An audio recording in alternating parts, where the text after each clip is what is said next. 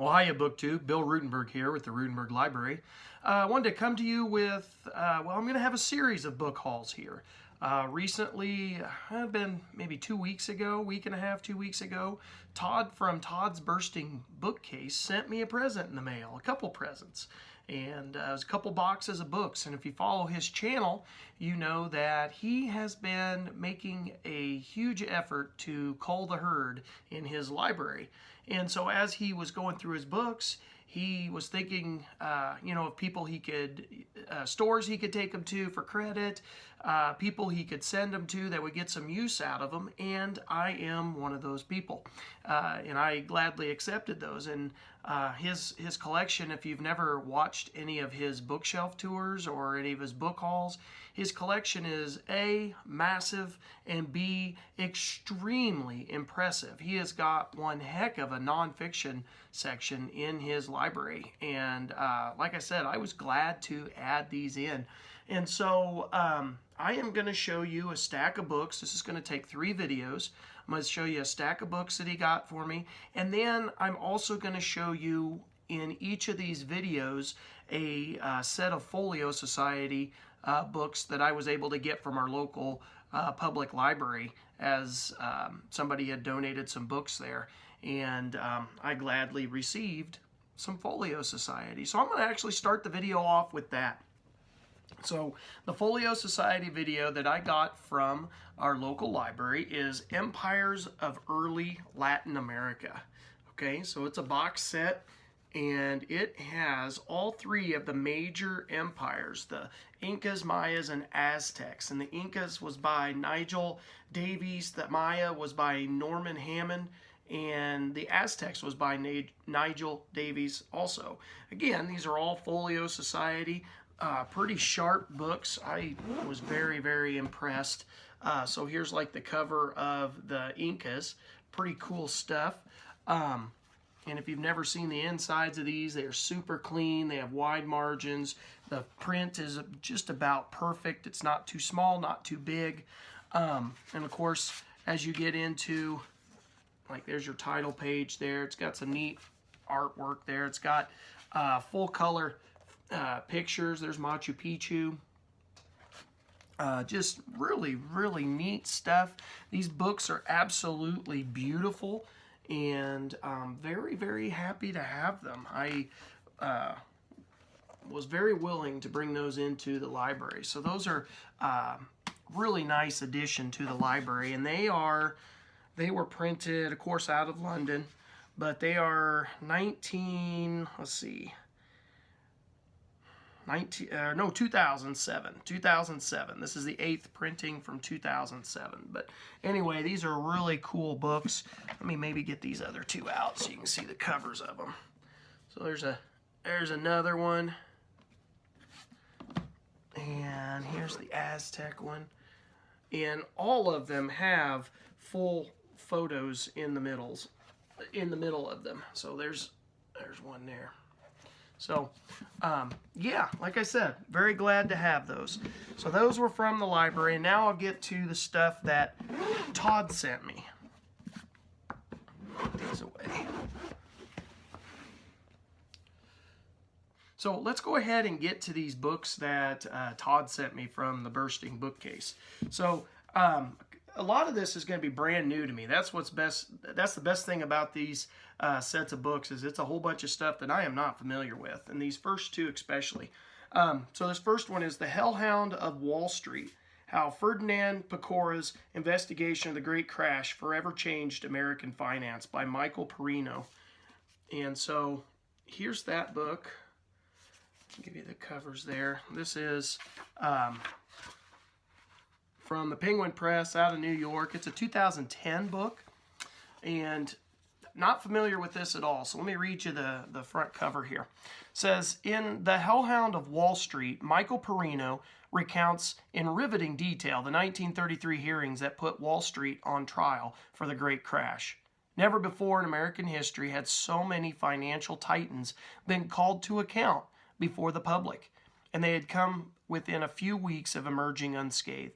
By the time Ferdinand Pecora, a Sicilian immigrant and former New York prosecutor, took over as the chief counsel, the investigation had dragged on ineffectively for nearly a year and was universally written off as dead.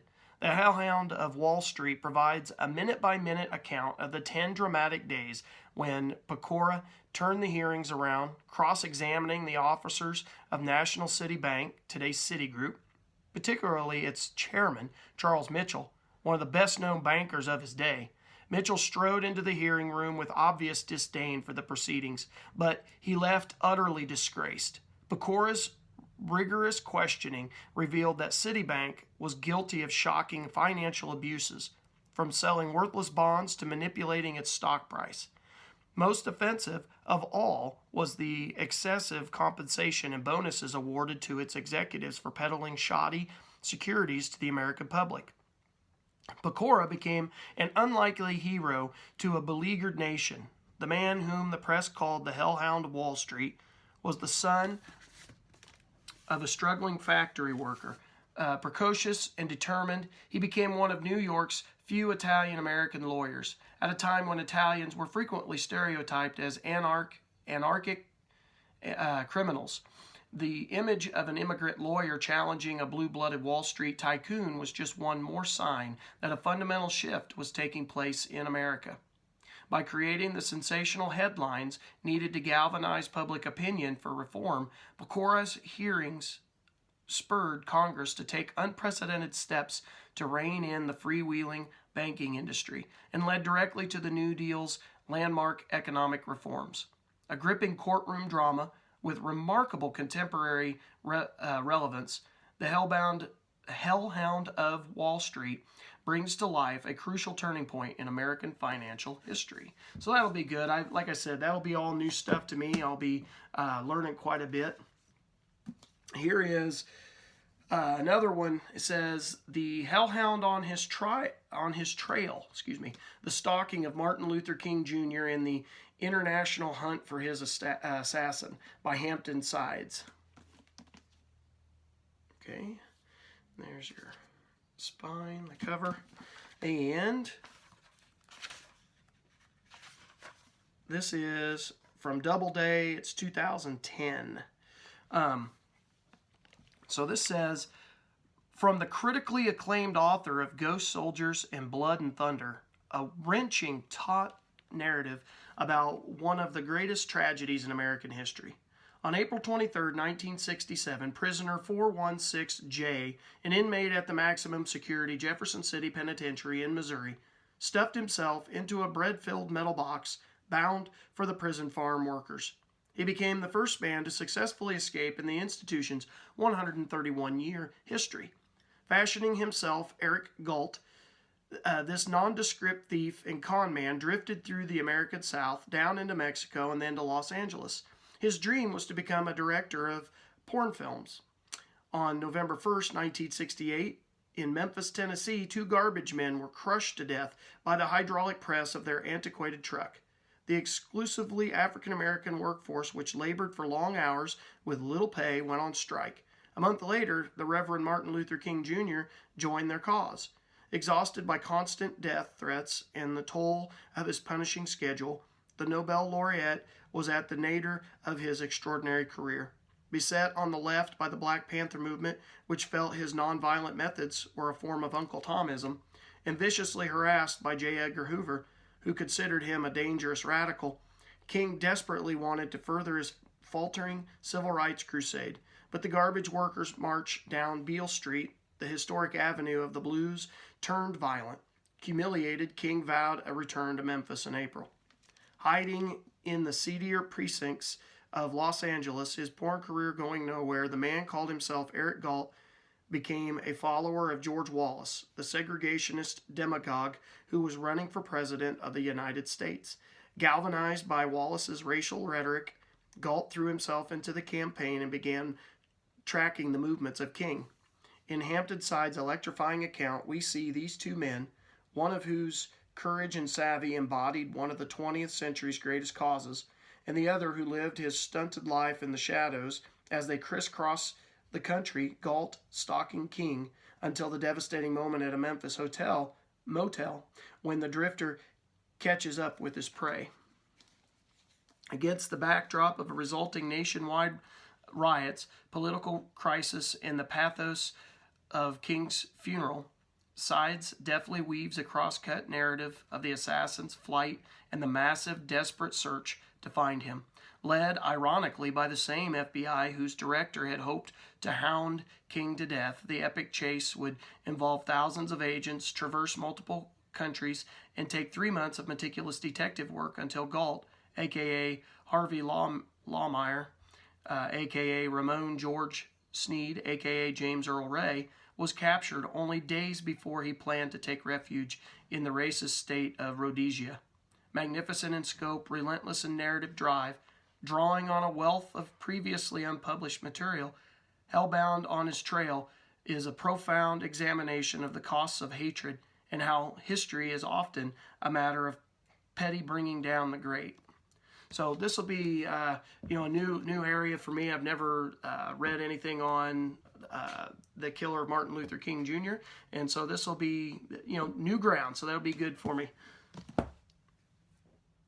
All right, so the next book in the stack that Todd sent me is called The Chinese in America, Narrative History by Iris Chang. So this will be really good. We look at different groups that immigrated to the United States. We look at that in my quite a bit in my 6th grade group. That's what we're actually heading into right now. It's what we're working on in class right now, and we're going to be talking about the Chinese here soon. But this looks like it'll be a wonderful history of Chinese immigration. It is from Viking Press, and it is, a 2003 book. But it says, best-selling author Iris Chang takes on her largest subject yet in Chinese in America. The extraordinary history of one of the fastest-growing ethnic groups in the United States in an epic story that spans 150 years and continues to the present day. Chang tells of a people's search for a better life, the determination of the Chinese to forge an identity and a destiny in a strange land, to help build their adopted country and often against great obstacles to find success. In the course of her narrative, Chang chronicles the many accomplishments in America of Chinese immigrants and their descendants, building the Transcontinental Railroad, working on southern plantations after the Civil War, fighting racist and exclusionary laws, walking the racial tightrope between black and white, contributing to major scientific and technological advances, expanding the literary canon, and influencing the way we think about racial and ethnic groups. At the heart of her book are the stories of individuals and activists, workers, entrepreneurs, politicians, scientists, writers, and families whose lives, struggles, and victories have shaped and been shaped by this history. Interweaving political, social, and economic and cultural history in an engrossing and passionately told account, Iris Chang offers a fresh view not only of what it means to be Chinese American, but of what it means to be American. And so, like I said, I'm pretty excited about that. We are talking about that in class right now, and I just think this is going to be a great read. I've never read any histories on Chinese immigration, so this will be a first for me. And so, it's going to be a good one. Pretty excited about that. Next one looks like it's a ex-library copy here, and it's The Fire of His Genius, Robert Fulton and the American Dream by Kirkpatrick Sale. And so it's a thin little volume, but looks interesting. And it is from the Free Press out of New York. It's a 2001 book. And it says, none of the well-dressed crowd that gathered on the Hudson River side of Lower Manhattan on the hot afternoon of August 17, 1808, could have known the importance of the object they had come to see, and most deride Robert Fulton's new steamboat, the North River, the boat that is frequently and wrongly remembered as the Clermont. But as Kirkpatrick Sale shows in this remarkable biography of Fulton, the North River's successful 4-day round trip to Albany proved a technology that would transform 19th century America. open up the interior to huge waves of settlers, create and sustain industrial and plantation economies in the nation's heartland, and destroy the remaining Indian civilizations and most of the wild lands on which they depended. The North River's 4-day trip introduced the machines and culture that marked the birth of the Industrial Revolution in America. The fire of his genius tells the story of the extraordinarily driven and ambitious inventor who brought all this about, probing into the undoubted genius of his mind, but too laying bare the darker side of the man and the darker side of American dream that inspired him.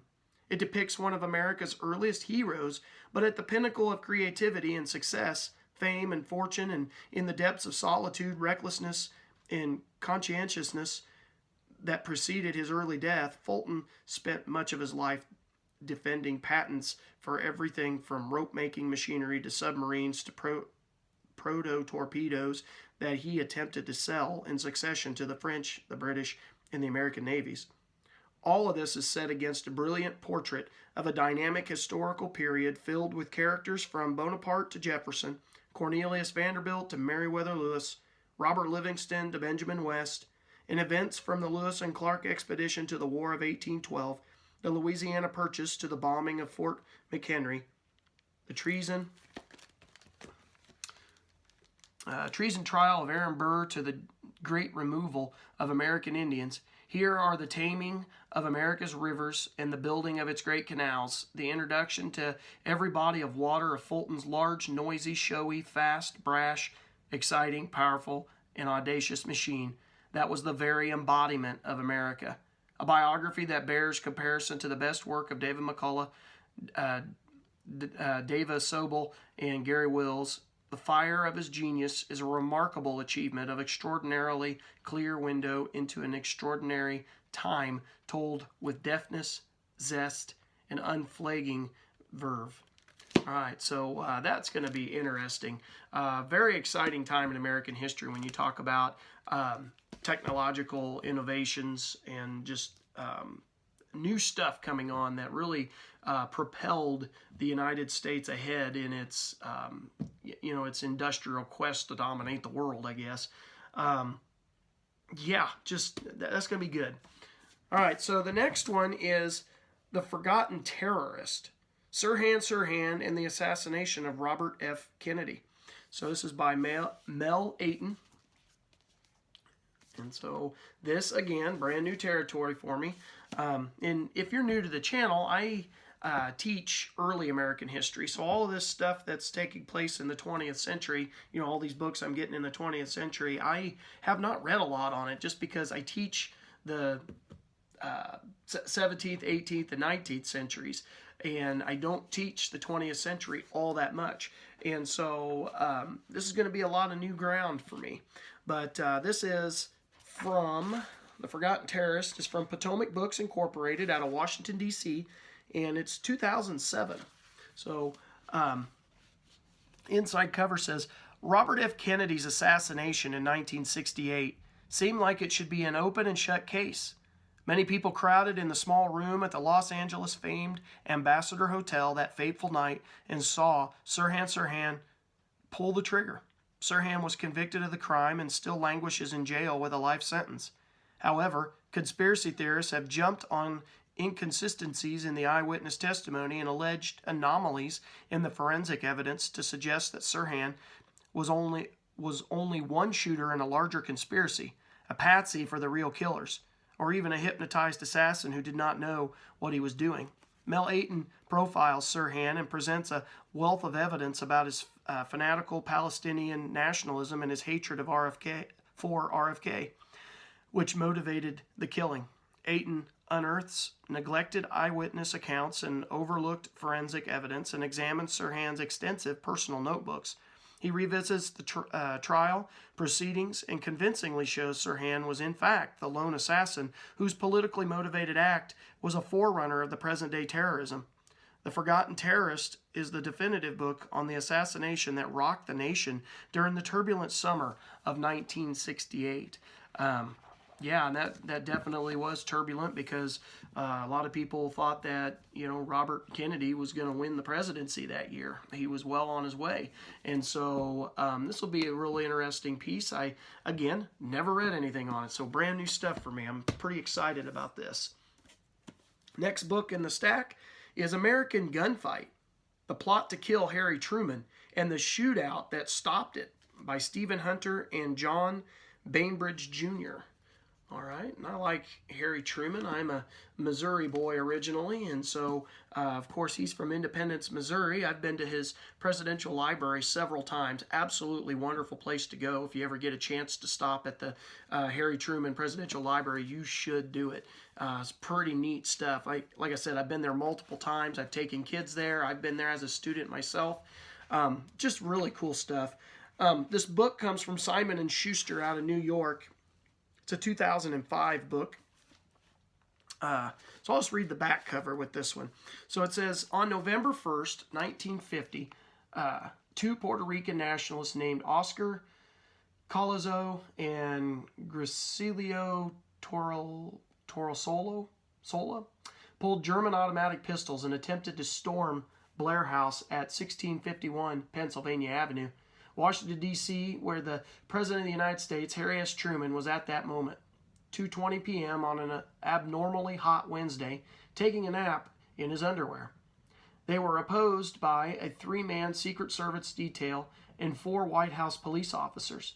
In the brief exchange, under 40 seconds, between 29 and 31 bullets were fired in an area about 90 feet by 20 feet. Though the exchange broke into 2 actions at either end of the property, where the ranges were much shorter, when it was over, 1 man was dead, another was dying, and 2 more were seriously injured. The story was, of course, gigantic news for about a week. What's remarkable about it is not how big a story it was, but how quickly it went away. Today, few Americans even remember it. If they do, it always encompasses the following points. The grievances Oscar and Gracilio were expressing were fundamentally absurd. Puerto Rico had been given the gift of the United States culture and political traditions and was rapidly becoming Americanized, as it should be. In Washington, the 2 gunmen further expressed their deep state of mental disorganization by acting in strange ways. In the actual fight itself, the Secret Service and the White House policemen essentially brushed them aside. The 2 never came close to getting into the Blair House, and even if they had, it would have made no difference as an agent with a Tommy gun was waiting just inside the door. Harry Truman was never in any mortal danger. There's only one problem with assigning these meanings to the 38.5 desperate, violent seconds on November 1st, 1950. Every single one of them is wrong.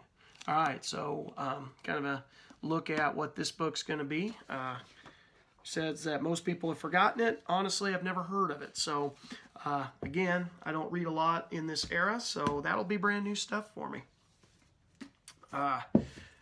Next book on the stack is Ghosts of Mississippi, The Murder of Medgar Evers and the Trials of Byron de la Beckwith and the Haunting of the New South by Marianne Vollers.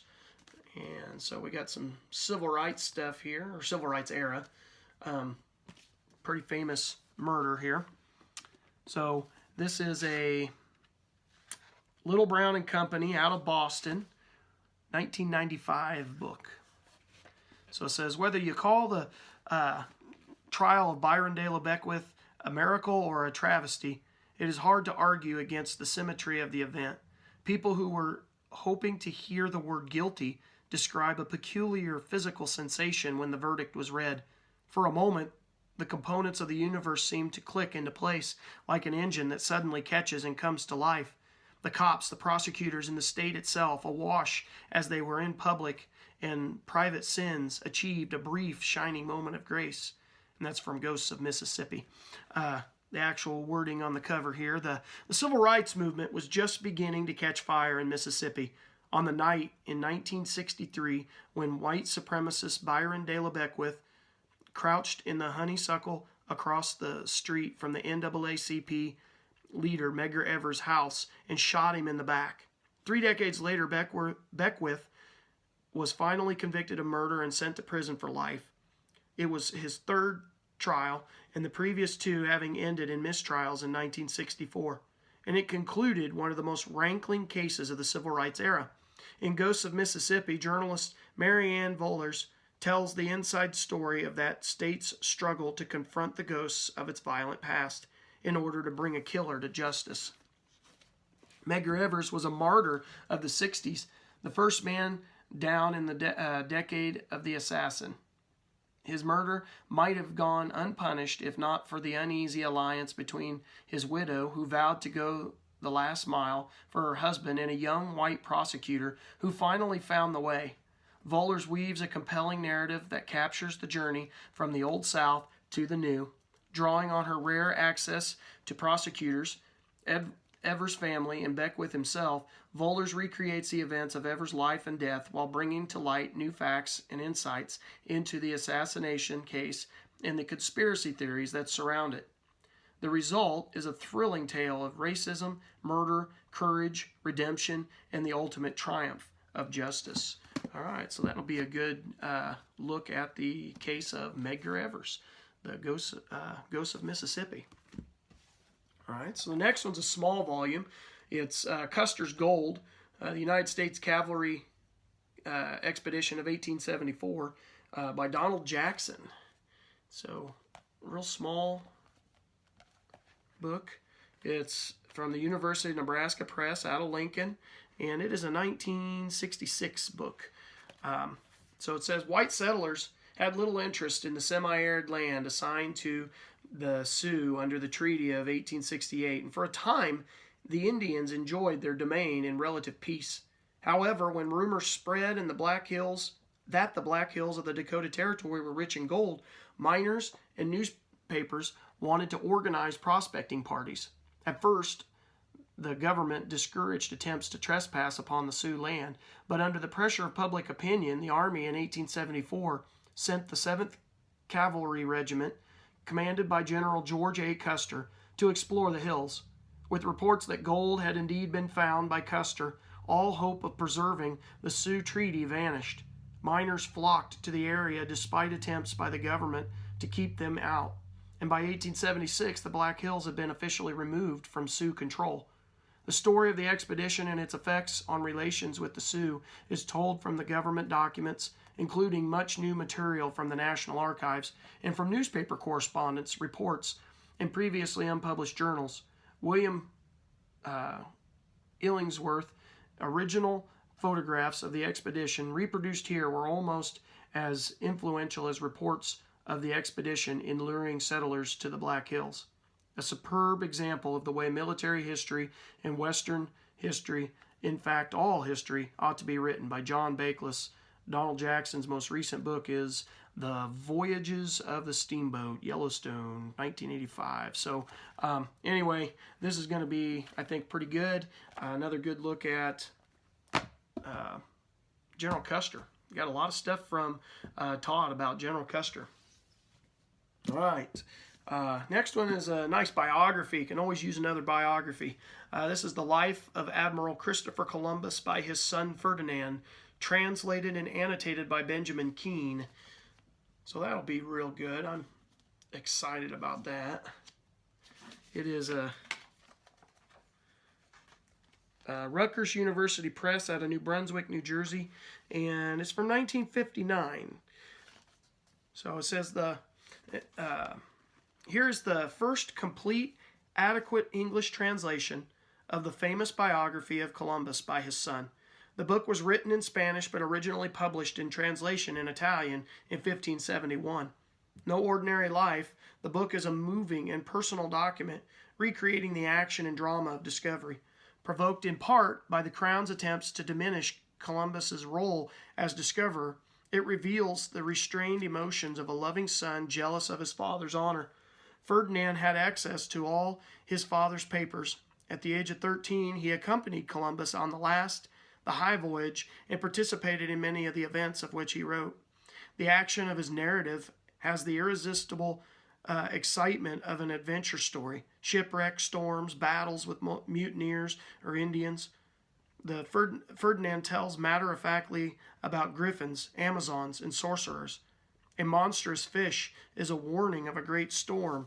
A waterspout is dissolved by reading the gospel according to St. John.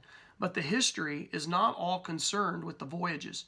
There are also accounts of Columbus ashore with his family, to whom he was very pleasant, though with a certain gravity. As an inept administrator, helpless to cope with the greed and violence in Hispaniola, as a lover of nature who was tempted by the beauty of one spot to stay there forever, Ferdinand's imaginative insight into the many-faceted personality of the discoverer and his artistry with words makes this biography, as Henry Vignaud has said, the most important of our sources of information on the life of the discoverer of America. All right, so that'll be interesting. I've not looked at any of the old stuff on Christopher Columbus. I did read a biography, not that, what was it, a couple years ago on Christopher Columbus. That was really good. You know, you call him, my issue is you call him the discoverer. How do you discover something when there's already people there? I don't know. He does, I don't know. I struggle with it. All right, move on. Last book. This is the last one in the stack. This is Being Nixon, A Man Divided by Evan Thomas. So, nice biography on Nixon. I've collected quite a few of these of late. So, this is, let's see. This is a Random House out of New York, 2015 biography. And I have read Evan Thomas before. I enjoy his work. I read, the one on John Paul Jones. He did a biography on John Paul Jones, and I read that and thoroughly enjoyed it. Gave me a lot of insight into Jones's life. So I'm guessing this one's going to be real good also. Says New York Times bestselling author of Ike's Bluff and Sea of Thunder brings new life to one of American history's most infamous, paradoxical, and enigmatic politicians, Richard Nixon.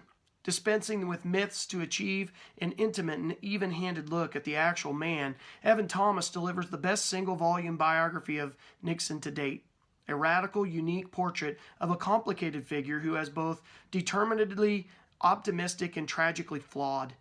What drove a painfully shy outcast in elite Washington society, a man so self-conscious he refused to make eye contact during meetings, to pursue power and public office? How did a president so attuned to the American political id that he won re-election in a historic landslide lack the self-awareness to recognize the gaping character flaws that would drive him from office and forever taint his legacy? In Being Nixon, Evan Thomas peels away the layers of the complex, confounding figure who became America's 37th president. The son of devout Quakers, Richard Nixon, not unlike his rival John F. Kennedy, grew up in the shadow of an older, favored brother and thrived on conflict and opposition. Through high school and college, in the Navy and in politics, he was constantly leading crusades and fighting off enemies, real and imagined. As maudlin as he was Machiavellian, Nixon possessed the plain-spoken eloquence to reduce American television audiences to tears with his career-saving checkers speech. Meanwhile, his darker half hatched schemes designed to take down his political foes, earning him the notorious nickname Tricky Dick. Drawing on a wide range of historical accounts, Thomas reveals the contradictions of a leader whose vision and foresight led him to achieve détente with the Soviet Union and reestablish relations with Communist China, but whose underhanded political tactics tainted his reputation long before Watergate scandal.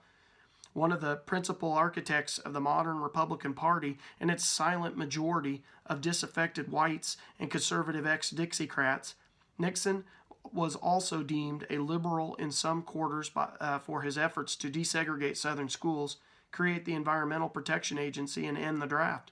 A deeply insightful character study, as well as a brilliant political biography, Being Nixon offers a surprising look at a man capable of great bravery and extraordinary deviousness, a balanced portrait of a president too often reduced to caricature. So I'm looking forward to that. I like the author. I like his work. And, not the last 3 years I read Stephen Ambrose's 3-volume history or biography of Nixon, and I enjoyed those. So this will be nice to see another account of Nixon and just see how it compares to Ambrose's 3-volume set. So anyway, BookTube, this has been a book haul from, and it all came from Todd at the Bursting Bookcase. And I just thank you for watching. Stay tuned. There'll be a couple more of these, part 2 and part 3. Thank you for watching. I hope you enjoyed this. And until next time, as always, happy reading.